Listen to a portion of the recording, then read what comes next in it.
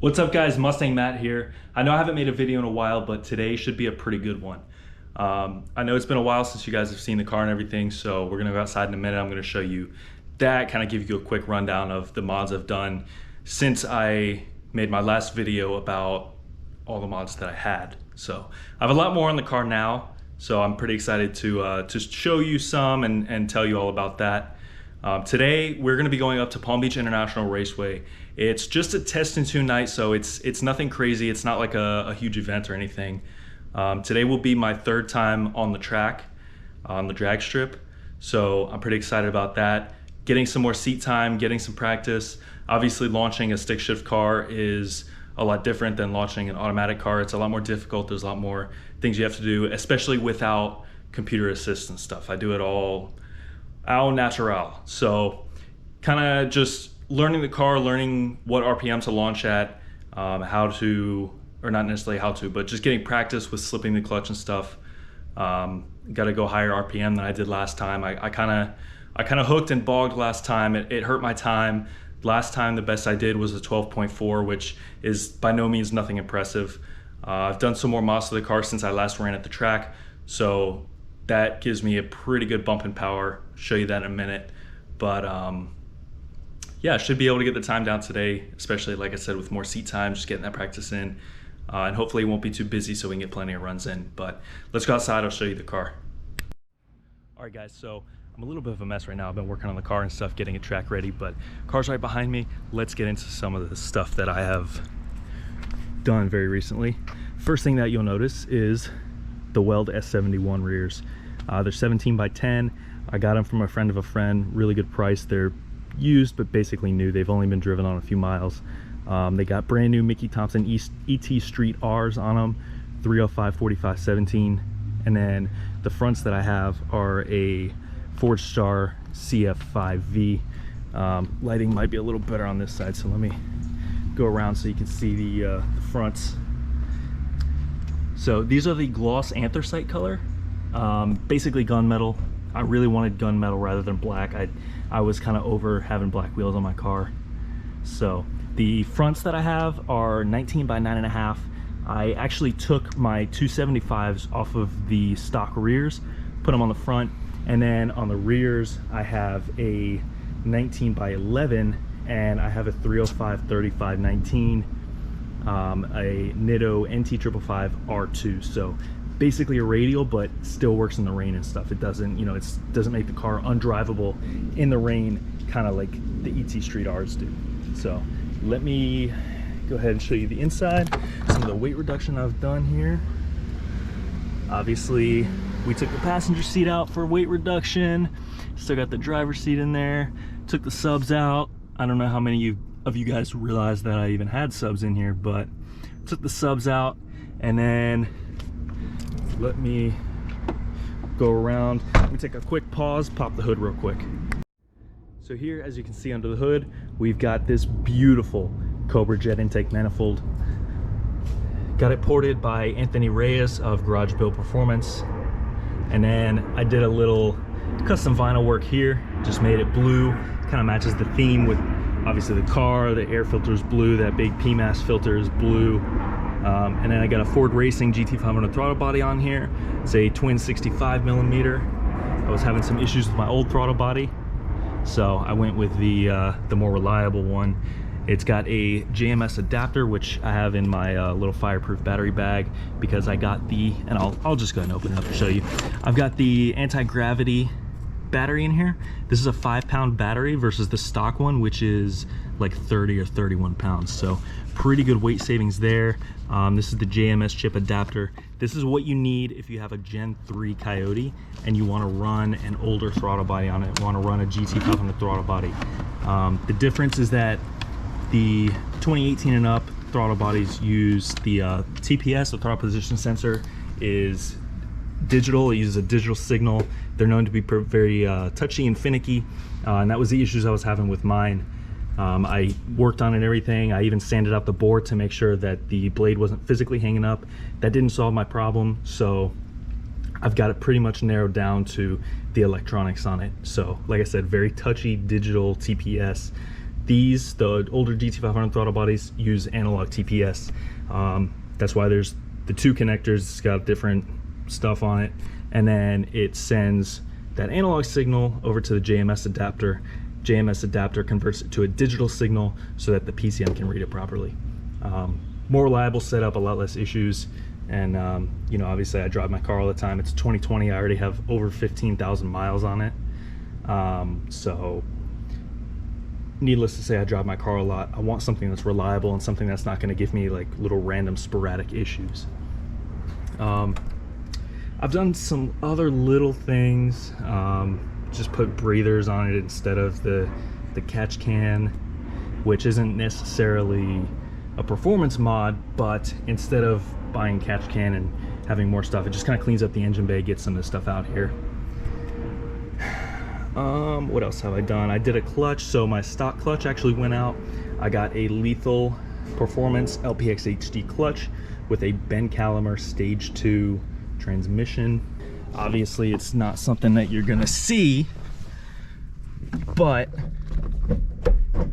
I mean, I'm stock now, so it's totally different, but this car doesn't even think about locking me out now. I would get second and third gear lockout before, went to the track and it locked me the heck out of second. Sucked, felt terrible. This transmission, last time I went to the track, I had it already in and everything. I beat on it and didn't even blink at me. So haven't tried power shifting yet. I'm a little bit nervous because it's still an MT82. Even though Ben does great transmission builds, at the end of the day, it is still an MT82. So I'm just a little bit nervous to go ahead and power shift it. I probably can just fine, but that's just my personal opinion, how I want to treat and respect my car. So last time I went to the track, basically I had the transmission and everything. I went ahead, I did 456 gears in the rear because this new 2018 and up MT82 D4 has a fourth gear 1-to-1. The trans is geared very long. Kind of wanted to correct that with the rear end, so I went with 456 gears. Drives great, it's awesome. The pinion is I believe it's a straight cut gear. It's pretty loud, but it's worth it to me. If you like a very comfortable, like drivable, I mean, not that it's undrivable, but if you want something very comfortable, it's not gonna be for you. It's pretty loud, and you might be able to hear that a little bit later on today. So last time I went to the track, I had all of that stuff done. The only thing I didn't have was the ported Cobra Jet manifold. I was still rocking the stock manifold, which was not ported with the PMAS intake. So I've done that since. We're gonna test that out at the track today.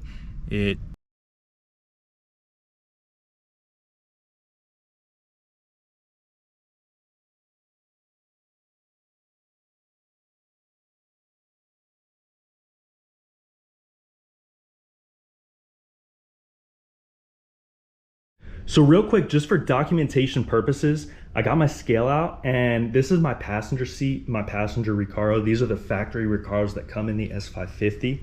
I really want to see how much it weighs. I believe it's about 60 pounds. It felt about that, maybe slightly heavier even when I was getting it out of the car. Maybe I'm just a weak punk, I don't know. But let's go ahead, just like I said, for documentation purposes, let's see how much this thing weighs. All right, there we go, 136.8, 137, we'll call it 137. Yeah, pretty light. So it's a driving advantage, I guess. So I don't know how I'm gonna hold the camera and then do this, so let's do this. I'm gonna set the camera down. I'm going to kind of point it like that, and I'll just step on the scale and then tell you guys what it says. So I have room to get in here with the seat.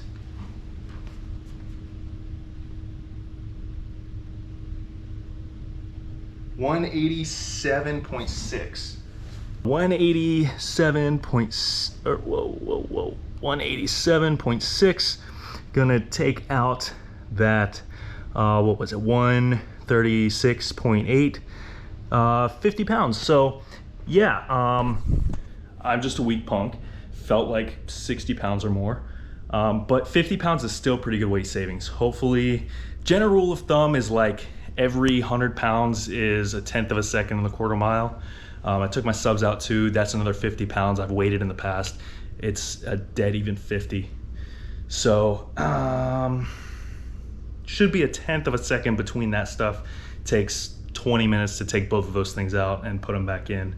So really not a whole lot of work or anything. I've seen some other people say like 50 pounds is more like a tenth of a second. So if that's the case, then we're looking at 2/10 through the wells on 2. That's a little more weight savings. So it'll be interesting to see what I can run here at the track in a few minutes. What's up, guys? The track was kind of a bust the other night, but I ended up doing quite a long vlog on kind of updating stuff about the car. So I wanted to at least get it out there, but the track was kind of a bust. Traffic was insane driving up there, so it took a long time to get there. Got there pretty late. Hung out some with friends, ate whatever, like got ready to run. I got my one run in, and then I kind of lined up, made some adjustments, which I'll talk about in a second. And then by the time I was like, it was starting to get down to my staging lane's turn to go, a car broke on the track, and that was at like 10 o'clock at night, and they end at 11. They stop racing at 11. So if I am correct, transmission just took a crap all over the track, spilled oil everywhere, at least in one lane. But because of the cleanup and everything, they shut it down for the rest of the night. So I only got one run in. It wasn't a great run. My tire pressure was too high. I turned advanced track off in the car, but with Mustangs, it's known to kick back on. So even when you turn it off, because advanced track is, I don't know why it's like that. Ask Ford. So I got to pull the plug under the hood. By the time I got to get my launch RPM up. So by the time I made those tweaks on my car and in my mind with, launching, how to launch and everything, by the time I made those adjustments, I didn't get a second run in, which kind of sucks. But I ran a 12.4 at 117, which is exactly what I did before some weight reduction and the Cobra Jet manifold. So obviously my car should be significantly quicker and faster than that.